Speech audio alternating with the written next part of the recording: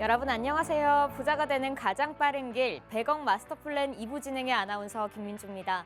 투자의 성패를 가르는 가장 중요한 요소는 시장을 얼마나 정확하게 읽어내느냐입니다. 저희 마스터플랜에서는 다양한 스타일의 마스터님과 함께 오늘 시장 정확하게 분석하고 여러분에게 올바른 투자 방향을 제시해드리고 있습니다.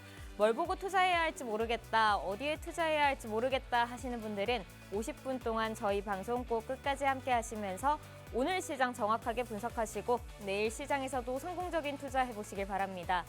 신용평가 회사 무디스가 108년 만에 미국의 신용 등급을 하향 조정했습니다. 최고 높음에서 한 단계 하향 조정한 것인데요. S&P와 피치에 이어서 세 번째 조정입니다. 이러한 미국의 신용평가 하향 조정이 우리 시장에는 어떤 영향을 또 끼쳤는지 저와 함께 마감 시황으로 살펴보시죠. 마감 지수부터 살펴보도록 하겠습니다. 네, 국내 증시 주요 지수 함께 살펴보시면 미국의 신용 등급 하향이 우리 시장에도 적잖이 충격을 준 모습이었습니다. 양 시장 모두 파란불 띠며 장 마감했는데요. 특히 코스피 지수는 2,600선에 간신히 턱걸이한 모습을 보여줬습니다. 또 장중에는 2,600선을 이탈하는 모습도 보여줬는데요. 0.89% 하락한 2,603선에서 종가를 형성했습니다. 코스닥은 더 큰 폭으로 하락하는 모습 보여줬습니다. 1.56% 하락한 모습으로 장 마무리하는 모습 볼 수 있었습니다. 다음으로 수급 동향 한번 이어서 살펴보도록 하겠습니다. 수급 동향 살펴보시면 오늘 코스피와 코스닥 양시장에서 메이저 주체에서 모두 순매도가 나타난 것을 볼 수 있었습니다. 코스피부터 살펴보시면 외국인은 1,134억 원, 기관은 1,948억 원 팔자를 보여준 것 확인할 수 있었는데요. 개인만이 이 물량을 홀로 감당하는 모습 볼 수 있었습니다. 코스닥 역시 코스피와 같은 흐름 보여줬습니다. 그럼 여러분과 함께 오늘 시장 정확하게 분석하고 여러분을 소액에서 100억 부자가 되는 길로 활짝 열어주실 마스터님 소개해드려야겠죠. 오늘 여러분과 함께 해주실 마스터님은요. 바로 올라운더 마스터 서성민 마스터님이십니다. 마스터님께서는 국내 시장은 물론이시고요. 해외 시장과 암호화폐 시장까지 정말 다양한 분야에서 전문성을 섭렵하시고 수익률로 그 전문성을 증명해 주시는 분이십니다. 매일매일 기분 좋은 수익률 함께 해주시고 계신데요. 마스터님과 장중에도 함께 하실 수 있는 방법 소개해드리도록 하겠습니다. 바로 우측 화면 하단에 보이는 QR코드를 카메라로 짧게 스캔하시고 팍스 통신망 들어오시는 건데요. 이 팍스 통신망 들어오시면요. 오늘 방송이 끝난 후 내일 장중에도 마스터님과 함께 하시면서 발빠른 대응하실 수 있고요. 또 올라가는 종목에 대한 종목명과 함께 하실 수 있는 매수가 그리고 쭉 가져가실 수 있는 수익 플랜까지 오직 이 팍스 통신망 안에서만 마스터님이 함께 해주시고 있으니까요. 꼭 들어오셔서 마스터님과 함께 장중에 대응해 보시길 바랍니다. 그럼 저희는 2부에서 함께 돌아오도록 하겠습니다.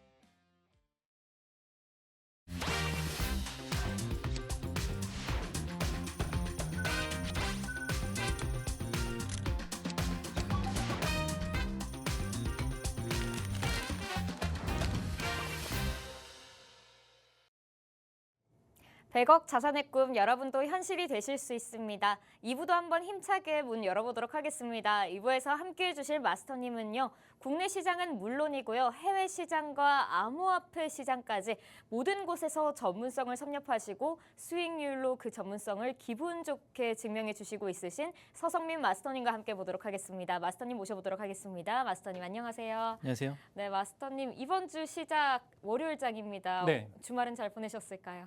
네, 근데 요새 비가 너무 자주 와가지고 네. 외출은 잘 안 했습니다. 그래도 좀 체력은 보충 든든하게 하셨을 테니 네. 오늘 방송도 한번 힘차게 파이팅 해보도록 합시다. 네. 그럼 시장 전망 이야기부터 해보도록 할 텐데요. 네. 그 신용평가 회사 무디스가 108년 만에 신용 등급을 하향 조정했습니다. 이제 우리 시장도 좀 깜짝 놀란 모습이었는데요. 마스터님 이러한 깜짝 놀란 모습 사실 시장 전망하시는 이 일각에서는 S&P와 피치에 이어서 세 번째 조정이니 우리 시장에는 큰 영향을 끼치지 않을 수도 있다. 큰 충격이 오지 않을 수도 있다라고 좀 평가하기도 하던데요. 네. 마스터님께서는 우리 시장에 미칠 영향과 함께 이러한 시장에서 우리가 이번 주에는 좀 어떤 전략을 가져가면 좋을지도 설명해 주시면 좋을 것 같습니다. 네, 일단 결론적으로 말씀드리면 네. 저는 걱정할 만한 문제는 아니라고 생각을 하고 있습니다. 네. 왜냐하면 미국의 국가 신용 등급 하향 조정에 대한 그 얘기는 예전부터 계속 나왔었던 부분이고 실제로 S&P에서 2011년도에 미국의 국가 신용 등급을 AAA에서 AA1으로 조정한 후에 그다음에 피치에서 2023년도에 조정을 했죠. 그리고 나서 마지막으로 무디스가 2025년 바로 지난 금요일 장이 끝나고 나서 주말에 신용 등급을 마지막으로 강등을 했는데요. 강등하기 전에 신용 등급 전망 자체를 부정적으로 얘기를 했기 때문에 거기에 대해서는 언젠가는 내릴 것이다 하는 부분이 시장에 예견됐던 부분이었습니다. 다만 미국의 국가 부채가 워낙에 많기 때문에 현재 상황에서 트럼프의 정책 자체가 국가 부채를 만약에 줄이는 쪽이라면 신용 등급 하향을 하지 않았겠지만 지금 정책 자체가 관세를 부과하고 그다음에 재정 적자를 동원해서 감세를 하는 그런 부분을 고려를 하고 있기 때문에 시장에서 그 무디스에서도 신용 등급을 하향 조정했다라고 보시면 될 것 같고요. 사실 트럼프 행정부에서는 되게 불만의 소리가 많았는데 왜 바이든 때가 아니고 하필 내가 대통령 됐을 때 이렇게 하향 조정하느냐 이렇게 항의를 했지만 결국에는 예견된 일이었습니다. 그래서 시장에서 어느 정도 예측된 부분이기 때문에 그것 때문에 시장이 빠졌다라고 생각을 하지는 않고요. 다만 지금 시장이 계속 올라왔지 않습니까? 계속 올라왔는데 뭔가 조정의 빌미가 필요했던 거죠. 그래서 울고 싶은데 뺨을 때린 격이랄까 그런 부분에서 오늘의 조정이 나왔다라고 생각이 들고요. 그 조정폭이 실제로 크지도 않았습니다. 코스피 같은 경우는 1% 미만의 하락을 했고 코스닥 같은 경우는 1.56% 하락을 했는데 뭐 이 정도 조정은 늘상 있는 그러한 건전한 조정이다라고 생각이 되는 부분이고요. 지금 뭐 투자 전략을 예전의 스탠스에서 굳이 바꿀 필요는 없습니다. 다만 우리가 한 가지 지표를 집중해서 봐야 되는 부분이 있는데 제가 생각하는 가장 중요한 경제 지표는 그 어떤 지표보다 지금 미국의 10년물 국채 금리를 잘 봐야 될 것 같습니다. 왜냐하면 미국의 부채와 관련이 있기 때문이죠. 트럼프의 입장은 국채 금리의 이자 비용을 줄이기 위해서 국채 금리를 떨어뜨리고 싶어 합니다. 하지만 지금 시장 금리가 4.5%까지 거의 최고조로 올라와 있는 부분이기 때문에 얘를 뚫고 올라가는지 여부를 봐야 될 것 같습니다. 만약에 미국의 10년물 국채 금리가 그 수준을 뛰어넘는 수준에서 계속 거래가 된다면 사실 시장 조정은 불가피하다라고 생각이 되는 부분이고요. 사실 그렇게 놔두지는 않을 것 같아요. 경제 지표를 엉망으로 발표해서라도 그 부분을 조금 낮추는 식으로 갈 거다라고 생각을 하고 있기 때문에 지켜보면 되겠지만 일단 제가 말씀드린 대로 그 지표에 대해서는 계속 주시해야겠다라고 말씀을 드리도록 하겠습니다. 네, 신용평가 회사 무디스의 신용등급 하향은 우리 시장에 큰 충격은 주지 않을 것이다와 함께 마스터님의 의견 한번 좀 들어봤는데요. 이어서 마스터님과 오늘 시장에서 거래대금 상위 종목은 어떤 게 있었는지 살펴보도록 하겠습니다. 그 전에 잠시 후 마스터님과 함께 거래대금 상위 종목을 살펴보고 난 후에 마스터님과 실시간으로 종목 상담을 한번 진행해 보려고 합니다. 여러분이 가지고 계신 종목에 대한 깊은 고민을 마스터님과 방송 중에 실시간으로 한번 시원하게 해결해 보실 수 있는 시간인데요. 함께 하실 수 있는 방법 소개해 드리도록 하겠습니다. 화면 우측 하단에 보이는 QR코드를 통해서 팍스 통신망 들어오셔서 여러분이 가지고 계신 종목에 대한 종목명과 매수가 그리고 비중 함께 남겨주셔도 되고요. 또 문자 샵 3989로 검색하셔서 샵 3989로 여러분이 가지고 계신 종목에 대한 종목명과 매수가 그리고 비중 함께 남겨주셔도 종목 상담 되니까요. 꼭 함께 하시고 여러분이 마스터님과 함께 방송 중에 실시간으로 시원하게 종목 상담하고 고민도 해결해 보시는 시간 가져보면 좋을 것 같습니다. 네, 그럼 이어서 마스터님과 오늘장에서 거래대금 상위 종목은 어떤 게 있었는지 살펴보도록 하겠습니다. 첫 번째 종목 이뮨온시아에 대해서 한번 살펴보려고 합니다. 오늘 코스닥에 상장한 따끈한 기업인데요. 면역 항암제 개발 전문 기업이라고 합니다. 오늘 100% 넘게 뛰는 모습을 보여줬습니다. 마스터님 사실 오늘 상장한 기업이기도 하고요. 또 100% 넘게 뛰는 모습 보여줬으니 오늘 투자자분들뿐만 아니라 아직 투자하지 않으신 분들도 내일 시장에서 이 이뮨온시아 어떻게 갈지 굉장히 궁금할 것 같은데요. 이 이뮨온시아 내일의 전망은 좀 어떻게 될까요?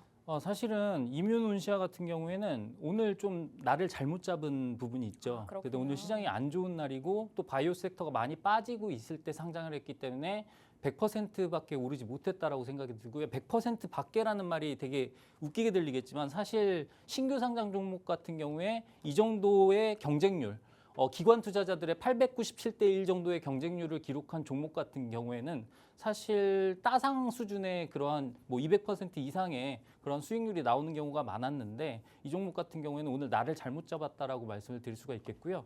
이 종목 같은 경우에는 유한양행의 자회사라는 부분이 상당히 돋보입니다. 그리고 유한양행 같은 경우에는 레이저 티닙 관련해서 폐암 치료제 분야에서 우리나라 기업 최초로 FDA 승인을 받은 그런 정말 대단한 기업이기 때문에 그 회사가 유통과 그러한 그 판매를 책임지고 있다라는 점에서 상당히 주목할 만한 기업 중에 하나고요. 최근에 면역 관문 억제제라고 있어요. 우리가 면역 관문이라고 하면은 T세포의 공격을 우리가 암세포가 피해가는 똘똘한 세포거든요. 그래서 암세포가 나는 암세포 아니에요라고 신호를 보내는 게 있는데 그게 바로 면역 관문이에요. 그래서 그 면역 관문을 억제하는 면역 관문 억제제를 만드는 회사다라고 볼 수가 있겠고 상장하기도 전에 중화권 기업에 기술 수출을 한 전적도 있기 때문에 저는 개인적으로 되게 유망한 기업이다라고 생각을 하고 있습니다. 실제로 기술력에 있어서도 그렇고요.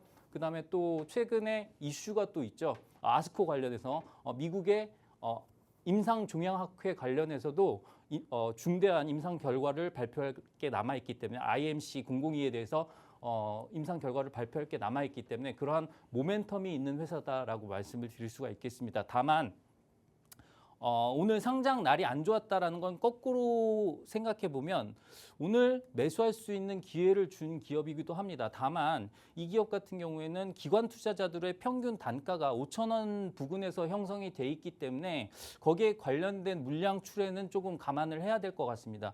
실제로 오늘도 기관이 한 900만 주 정도 매도를 했거든요.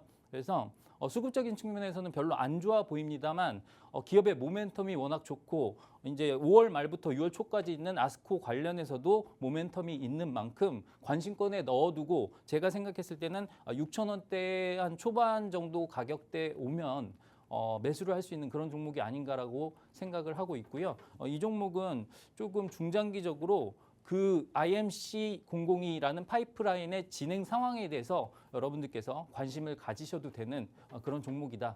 이렇게 평가를 드리도록 하겠습니다.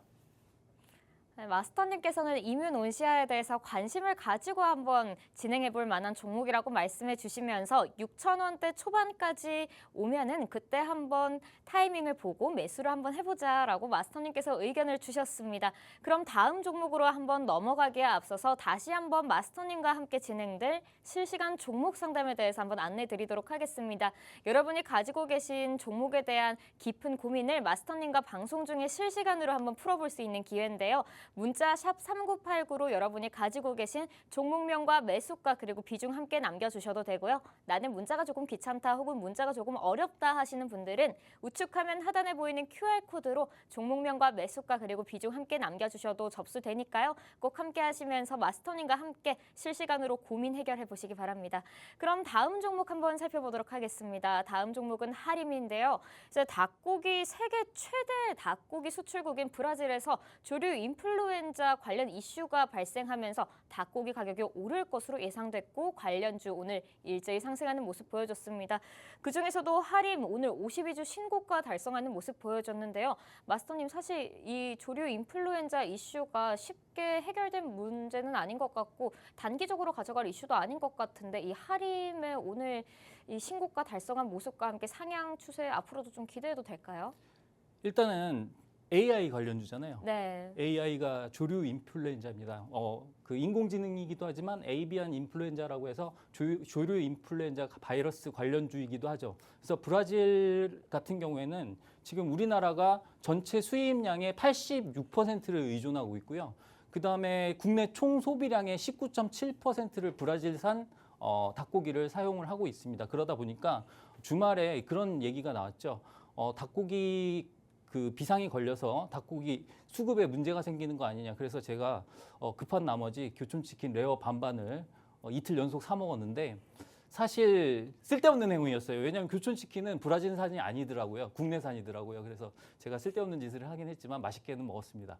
그래서 일단 하림 같은 경우에는 사실 제가 생각했을 때 이러한 조류 인플루엔자 관련된 수출과 관련된 문제가 사실 그 국내산 닭고기의 수요 자체를 늘리진 않아요. 그리고 생산 시설이라는 게 한정이 돼 있기 때문에 급하게 물량을 늘린다거나 할 수가 없기 때문에 사실은 오늘은 그냥 센티멘탈적으로 접근을 했다라고 보시면 되겠고요. 이게 중장기적으로 국내산 닭고기에 대한 수요 증가 측면이 아니라 이제 제3국에서 그 공급 공백이 생기는 데 대한 그러한 부분을 찾아봐야 되는 그 정부의 역할이 중요하다라고 말씀을 드릴 수가 있겠습니다. 그래서 안 그래도 지금 인플레이션 때문에 서민 경제가 지금 위협을 받고 있는데 이런 문제들이 나오면 당연히 민감하게 반응을 하겠죠. 그리고 오늘 시장이 안 좋았기 때문에 오히려 이런 섹터들이 유동성적인 측면에서 부각을 받았다라고 생각되는 부분이 있기 때문에 역사적으로 봤을 때 이러한 이슈들은 길게 가지는 못했습니다. 수출 제한이 60일 걸렸다고 해서 60일 내내 오르거나 이럴 일은 절대 없고요. 지금도 가격이 실적 대비 비싼 측면이 있기 때문에 하림과 같은 종목은 올라가는 상황에서 따라가는 그런 전략은 조금 좋지 않다라고 생각되는 부분이 있기 때문에 그런 부분 참고해서 봐주셨으면 좋겠습니다.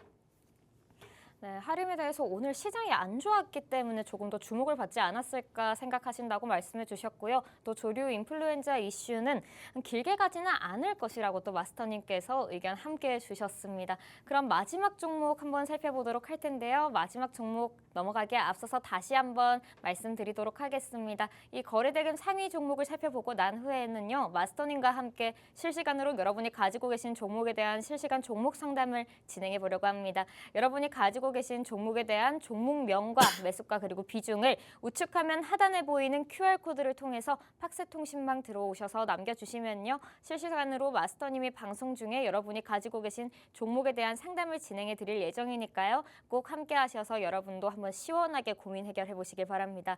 그럼 마지막 종목 한번 살펴보도록 하겠습니다.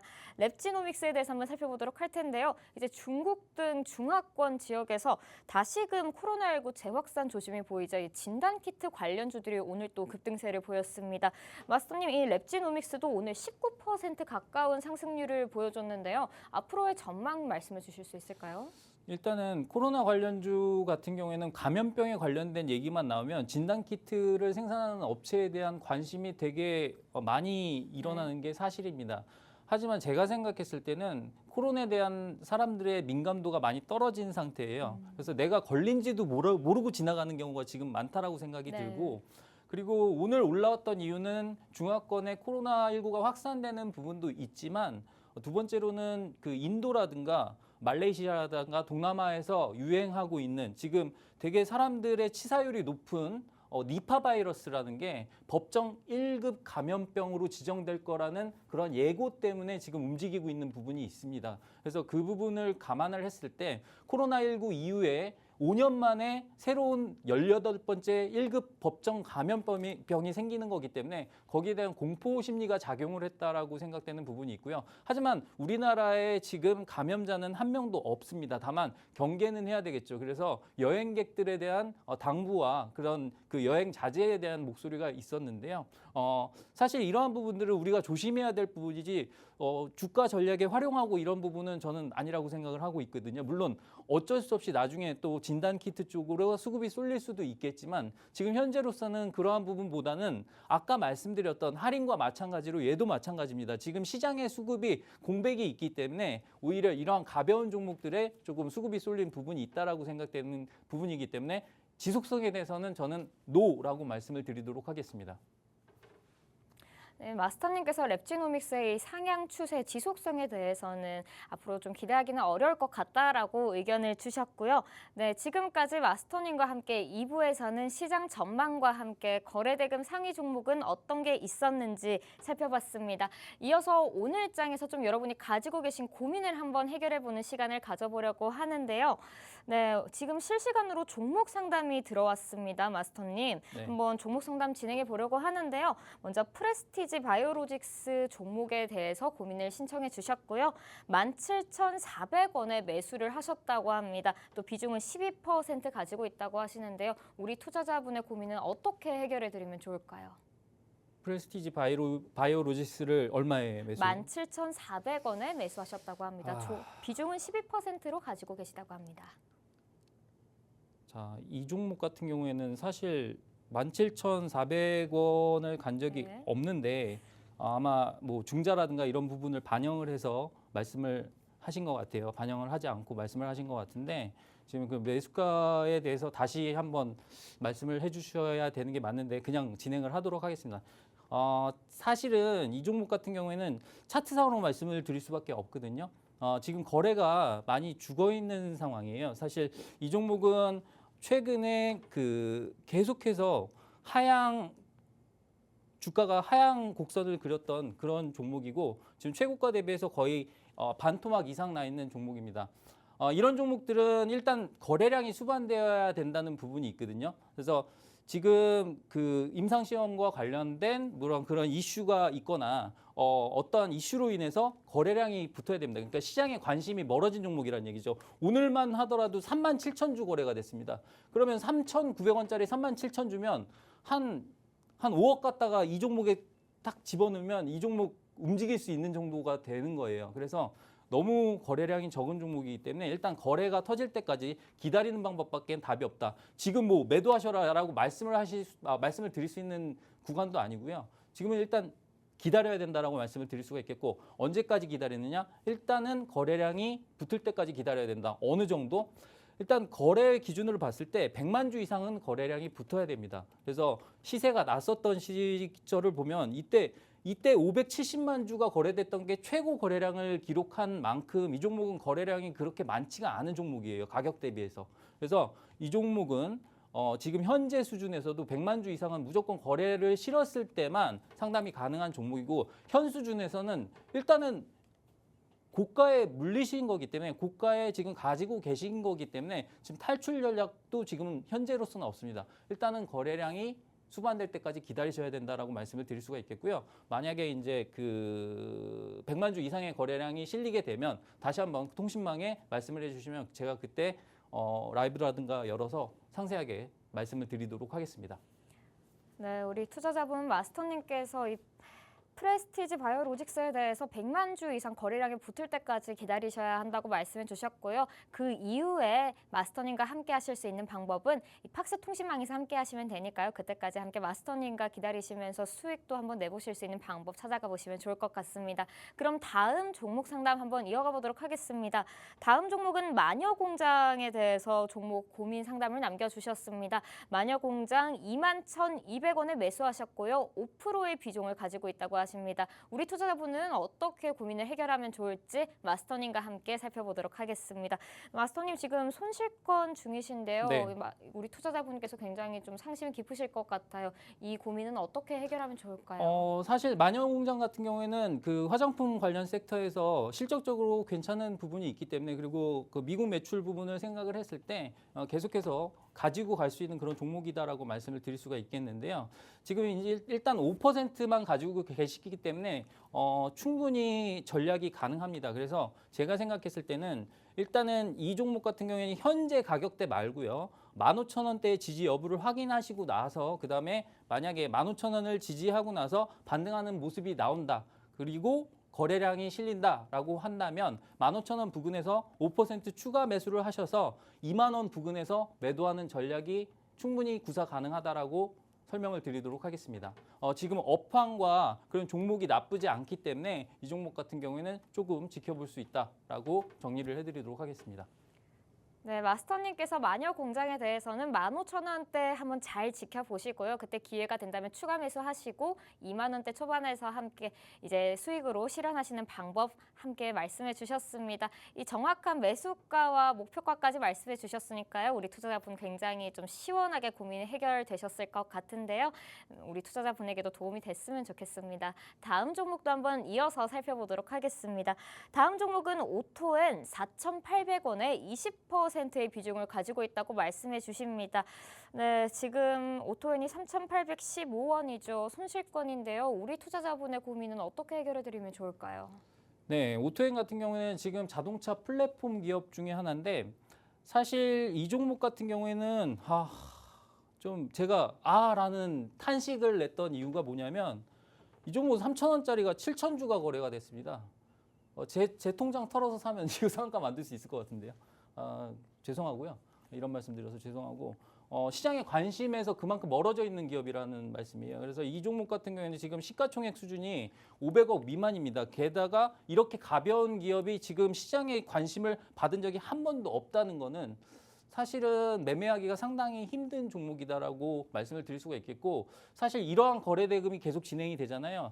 일정 거래 대금 이하가 계속 진행이 되면 그런 종목은 나중에 상장 폐지가 될 수도 있어요. 그래서 유동성 문제로 상장 폐지가 될 수도 있기 때문에 이런 종목에 대해서는 앞으로 신규 접근은 조금 자제를 하셨으면 좋겠고 이 종목도 마찬가지입니다. 이 종목도 제가 말씀드리지만 거래량을 실을 때까지 기다리는 방법밖에 없습니다. 지금 수준에서 뭐 어떻게 하실 방법이 없어요. 움직이질 않는데 어떻게 할 겁니까? 그래서 이 종목이 움직이려면 적어도 100만 주 이상, 적어도 100만 주 이상의 거래량을 실어야 된다라고 말씀을 드릴 수가 있겠고요. 지금 이 종목 같은 경우에는 제가 생각했을 때 100만 주 이상 거래량을 싣고 4,000원 이상 올라오잖아요. 그럼 바로 매도하시고 다른 종목으로 갈아타시는 게 훨씬 낫다. 이렇게 정리를 해드리도록 하겠습니다.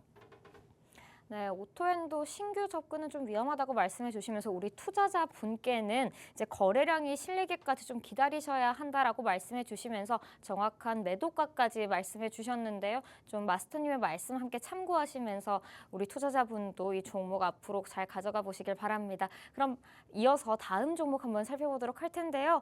네, 신플랫폼에 대해서 17,054원, 비중은 무려 50%를 가지고 있다고 하십니다. 우리 투자자분의 고민은 어떻게 해결해 드리면 좋을까요?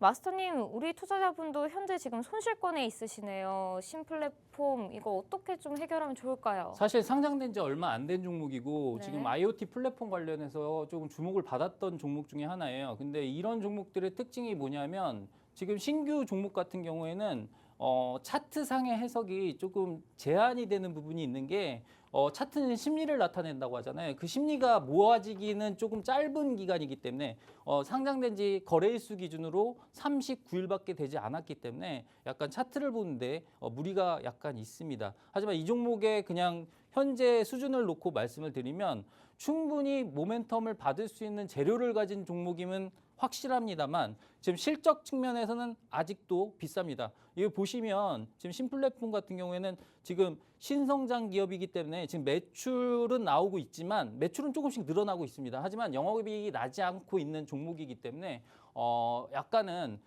평가적인 측면, 밸류에이션적인 측면보다는 모멘텀적인 측면에서 접근을 해야 된다라고 말씀을 드릴 수가 있겠고요. 이 종목 같은 경우에는 제 생각에는 매수가까지 기다리는 것보다는 그리고 비중이 너무 많으시잖아요. 지금 50% 정도 갖고 계시기 때문에 지금은 추가 전략은 쓸 수가 없습니다. 왜냐하면 이 종목에 모든 비중을 실을 수는 없기 때문에 50%의 비중을 줄일 생각을 하셔야지 늘릴 생각을 하시면 안 되고요. 제 생각에는 15,000원 부근부터는 조금씩 비중을 줄여나가시는 전략으로 제시를 해드리도록 하겠습니다. 안 그러면 이 종목은 조금 오래 갈 수가 있는 그런 종목이다. 이렇게 설명을 드리도록 하겠습니다. 네, 마스터님께서 신플랫폼에 대해서 매수가까지 계속해서 기다리기보다는요. 비중이 많으시니 15,000원부터 조금씩 손절을 좀 해가시는 모습은 어떨까라고 의견 남겨주셨습니다. 지금까지 마스터님과 2부에서 시장 전망과 함께 거래대금 상위 종목 그리고 실시간 종목 상담 시간까지 함께 가져봤습니다. 잠시 후 3부에서는요. 마스터님이 강의를 준비해 주셨다고 하는데요. 태양광 섹터와 함께 전력 저장 장치 ESS 시장에 대해서 한번 짚어주실 예정이라고 합니다. 또 마침 오늘 신재생 에너지를 중심으로라는 공약과 함께 풍력주와 태양광주 오늘 급등하는 모습 보여줬는데요. 오늘 시장에 딱 맞춤인 강의 들어보시면서 여러분에게도 도움이 되셨으면 좋겠고요. 또 여러분이 가장 기다리시는 시간이시죠. 마스터픽 시간이 준비되어 있습니다. 마스터님께서 당장 공략해서 수익을 낼 수 있을 종목은 무엇이 있을지 여러분에게 추천을 해드리는 시간인데요. 이 시간까지 꼭 놓치지 마시고 여러분 계속해서 채널 고정해 주시면 고맙겠습니다. 그럼 잠시 후 3부에서 돌아와 마스터님과 함께 강의 들어보도록 하겠습니다.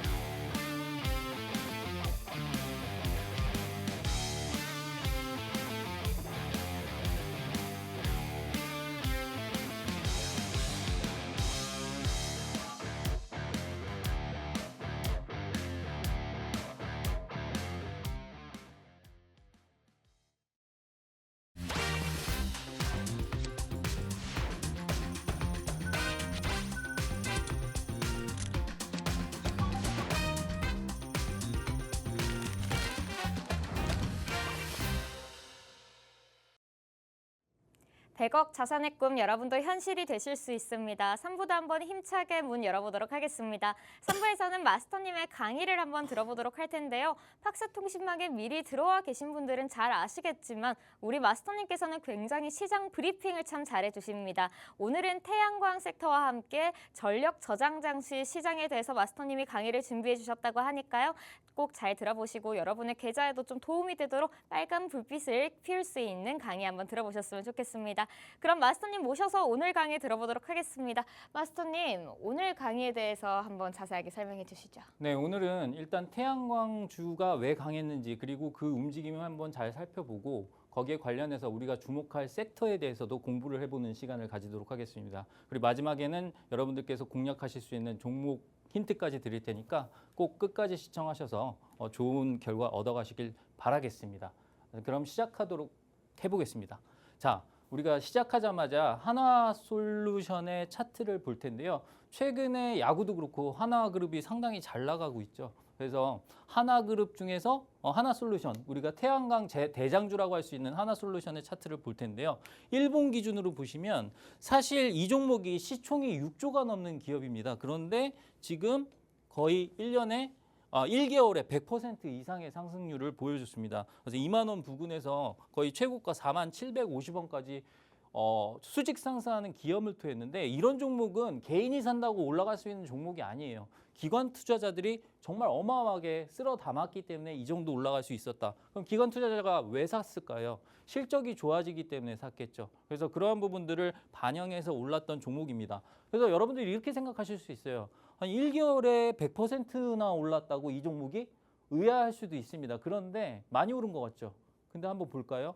하나솔루션을 월봉으로 한번 봐보겠습니다. 일봉이 아니라 월 단위로 쪼갠 월봉으로 보면 끔찍합니다. 7만 원에서 15,000원까지 수직으로 2년 동안 3분의 1 토막이 넘게 났던 종목입니다. 이거 가지고 계신 분들은 아마 이거 보여드렸을 때 저를 욕했을 거예요. 저 미친놈이 뭐라고 하나? 이렇게 욕을 하셨을 건데 근데 그게 아니라 이 종목은 여기서부터 여기까지 빠졌기 때문에 여기서 지금 현재 수준에서 2배가 올라와도 고점을 돌파하지 못합니다. 그래서 이거 최고점에 사셨던 분들은 아직도 지금 고생을 하고 계시겠죠. 그래서 이 말씀을 드리는 이유는 모든 종목은 타이밍이 중요하다라는 걸 말씀을 드리고 싶은 부분이 있고요. 태양광 관련 업체잖아요.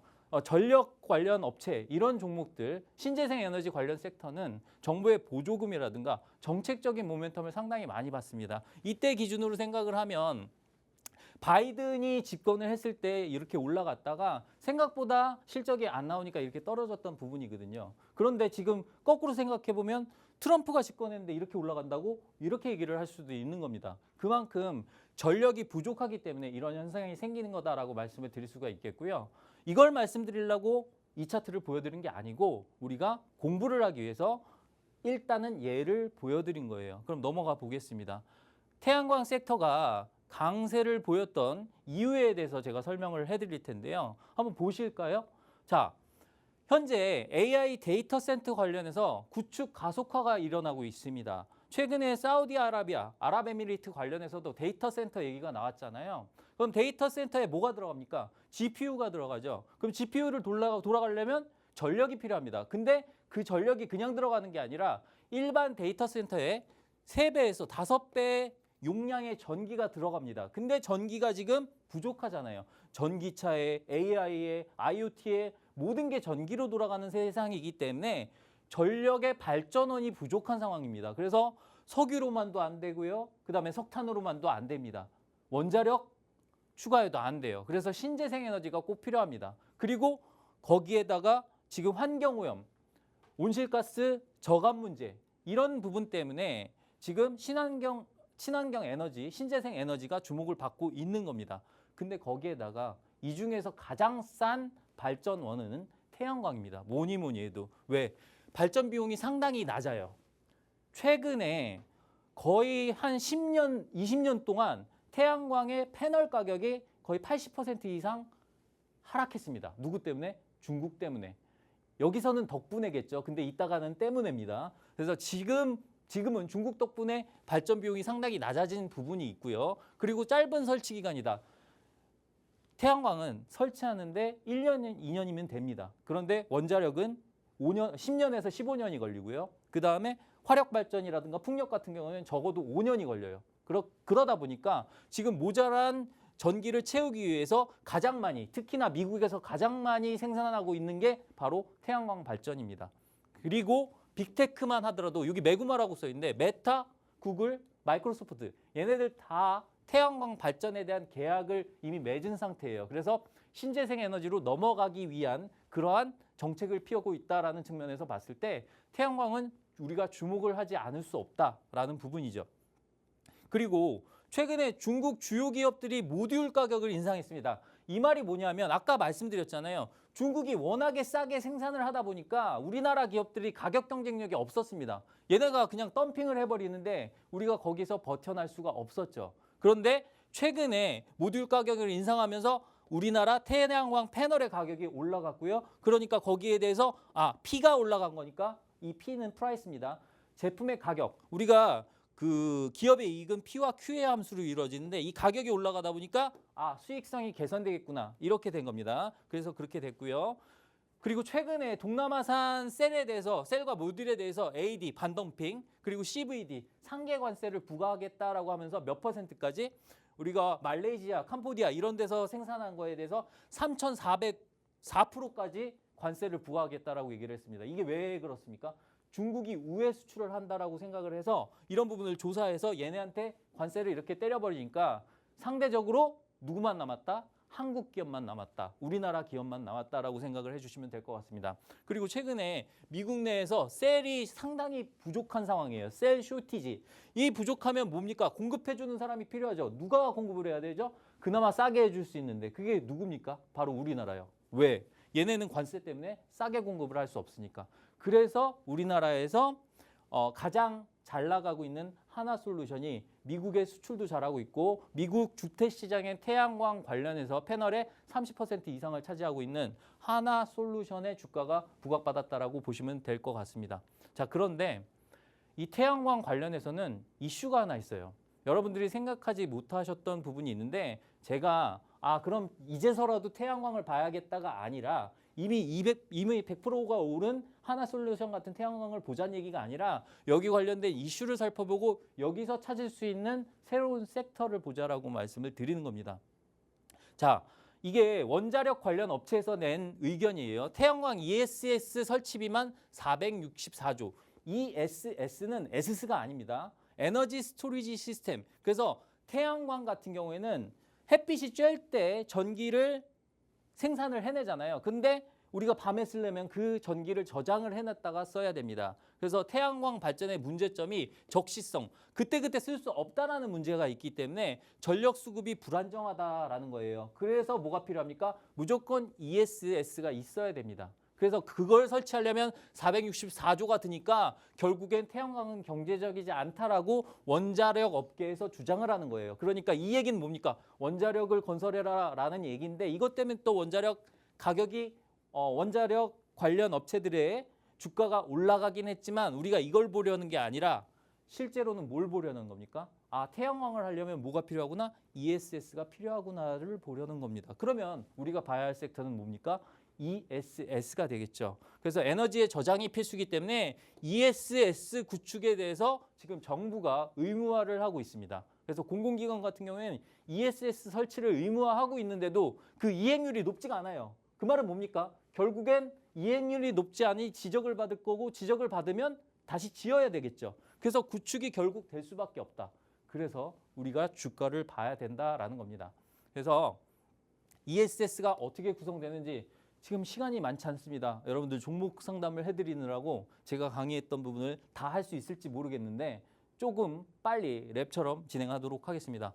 그래서 배터리 같은 경우에는 ESS가 배터리에서 나오는 전기가 중요하겠죠. 그래서 배터리 같은 경우에는 셀, 모듈, 렉으로 구성이 됩니다. 이 렉은 우리가 쉽게 말해서 선반인데 셀을 붙여서 만든 게 모듈이고 모듈을 쌓아놔서 만든 그 선반이 렉이라고 생각을 하시면 될 것 같아요. 그래서 전기 에너지를 저장하는 역할을 하고요. 그 다음에 PCS 같은 경우에는 전력 변환 장치입니다. 파워 컨버전 시스템인데 얘 같은 경우에는 주파수나 전압 등을 변환해주는 시스템입니다. 우리가 가정에서 쓰는 건 교류고요. 우리가 그 배터리에서 나오는 건 직류예요. 그래서 DC라고 하죠. 이 직류를 교류로 바꿔주는 역할을 해야 됩니다. 안 그러면 쓸 수가 없어요. 그래서 이 역할이 되게 중요하고 얘와 관련된 종목이 최근에 엄청 많이 올랐었습니다. 좀 이따 말씀을 드릴게요. 그 다음에 EMS 같은 경우는 에너지 매니지먼트 시스템, 에너지 관리 시스템이고 배터리와 PCS를 제어하는 역할을 합니다.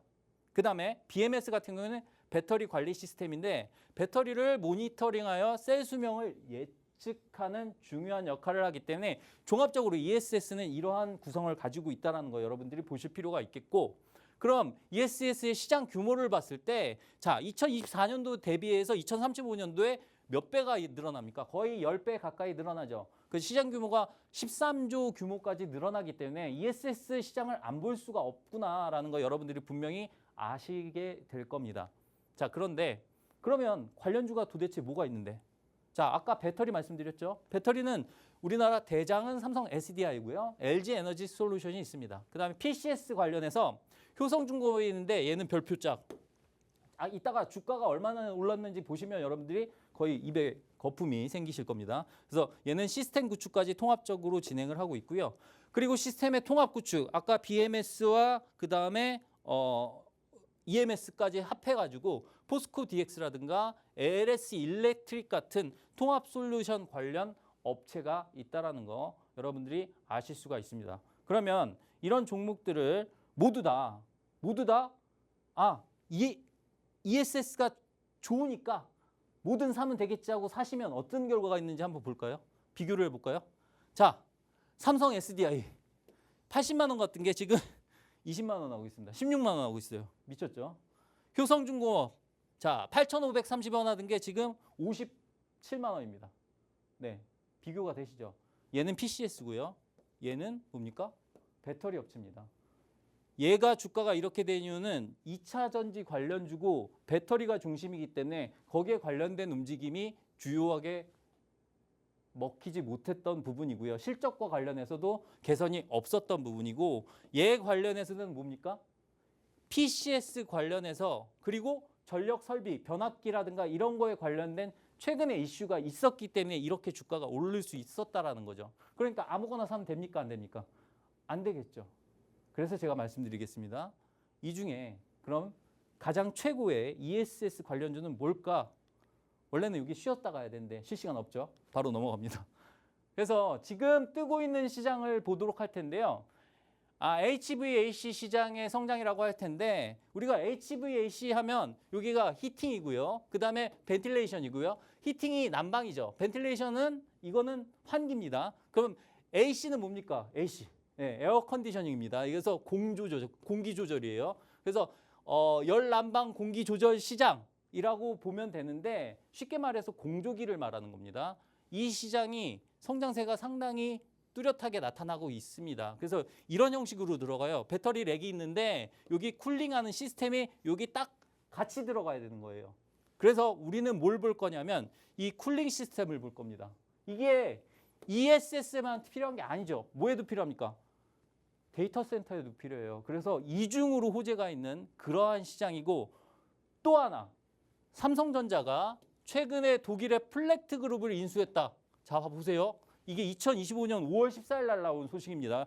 이거 지금 시장에 가려서 우리가 이슈가 부각이 되고 있지 않은데 자, 지금 최고의 기업은 삼성전자입니다. 삼성전자가 2조 4천억을 들여서 M&A를 했습니다. 이게 어떤 규모냐면 하만을 2017년도에 인수했을 때 기준으로 봤을 때 지금 그 이후 최대 규모의 그러한 M&A 딜이다. 그러면 여러분들이 아셔야죠. 삼성전자가 레인보우 로보틱스를 인수한 다음에 로봇 섹터가 엄청 떴잖아요. 마찬가지입니다. 삼성전자는 지금 HVAC 공조 시장을 나중에 미래 먹거리로 생각을 하고 있는 거예요. 이러한 부분 때문에 데이터 센터 ESS의 발열 문제 때문에 그러면 여기에 관련된 종목을 우리가 봐야 되겠죠. 다행히 시간이 되네요. 말씀을 드리도록 하겠습니다. 자, 이 종목 같은 경우에는 ESS 순행식 냉각 시스템 시켜주는 거 관련해서 독점 공급하고 있습니다. 어디에? 삼성 SDI에 우리나라 대장 기업에 독점 공급하는 그런 업체다라는 거 말씀을 드릴 수가 있겠고요. 그러면 이 기업은 ESS가 아까 말씀드렸잖아요. 삼성 SDI에서 배터리팩을 만들잖아요. 이 배터리에 붙어서 들어가는 거예요. 그러니까 삼성 SDI의 매출이 늘어나면 얘도 늘어나겠죠. 그래서 보면 삼성 SDI가 넥스트 에라 에너지 플런스는 ESS 전 세계 1위 기업입니다. 여기에 공급 계약을 맺었다라고 하는데 이런 부분에서 매출이 늘어나고 있기 때문에 얘도 당연히 매출이 늘어나겠죠. 그리고 지금 사업 체질을 개선하고 있습니다. ESS 쪽으로 완전 전향을 하고 있기 때문에 2024년부터 턴어라운드 시작을 했고요. 작년부터 이익이 꽤 나고 있는 회사입니다. 그리고 최근에 글로벌 1위 태양광 사업자를 고객사로 확보했다는 희소식과 함께 주가가 들썩였던 종목이고요. 그렇다면 많이 올랐을까요? 최근에 많이 떨어진 이후에 정체 구간입니다. 이제 막 고개를 들기 시작한 기업이기 때문에 반드시 추가적인 상승이 나올 거다라고 예상을 하고 있는 그런 획기적인 기업입니다. 네, 마스터님께 태양광 섹터와 ESS 시장에 더불어서 마스터픽 종목까지 함께 들어봤습니다. 이 마스터픽 종목뿐만 아니라 매일매일 새롭게 올라가는 종목 역시 우측 화면 하단에 보이는 QR코드를 통한 팍스 통신망에서 마스터님께서 자세하게 매일매일 설명해 드리고 있으니까요. 꼭 들어오셔서 마스터님과 함께 이 마스터픽 종목에 대한 종목명도 살펴가시고요. 내일 시장에서 또 마스터님과 함께 대응하시면서 든든하게 시장 한번 나아가 보시길 바랍니다. 그럼 본 방송에서 제공해드리는 정보는 투자 판단에 대한 참고 자료일 뿐입니다. 해당 종목에 대한 가치와 상승 하락은 보장하지 않는 점도 참고해 주시면 고맙겠습니다. 저희는 내일 이 시간에 다시 돌아오도록 하겠습니다. 오늘도 끝까지 함께해 주신 여러분 고맙습니다.